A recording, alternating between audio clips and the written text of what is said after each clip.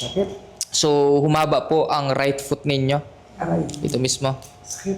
So, possible na ito ang masakit. Tama? Opo, sakit. Okay. So, kung ano yung humaba, yun yung may problema. Aray. So, gagawin natin is itaas nyo po siya. Straight. Straight siya. Sige, taas niya. Hindi Sakit naman. yun. Saan sumasakit banda? Tapos, ito po. Try natin. Sige, gawin mo. Sige, taas niyo po. Masakit siya. Masakit talaga. Ito po. So, ito po, masakit. Opo. So, lower back. Sacrum. Opo.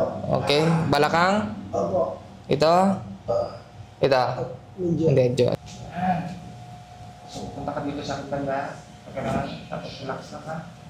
Relax na ka. Relax. Oh.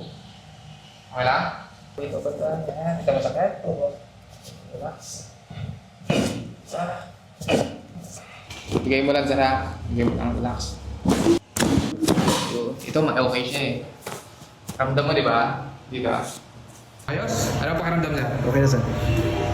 So, ano masasabi niyo po sa... Sir, sir, maraming salamat sa mga nararamdaman dyan. Pumunta kayo dito kay sir. Salamat po, salamat po. This tutorial is for trained bone setters only. Do not try this at home. Stay safe.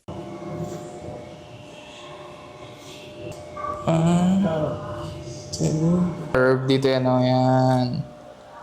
Yan, sa gilid. Punta dito.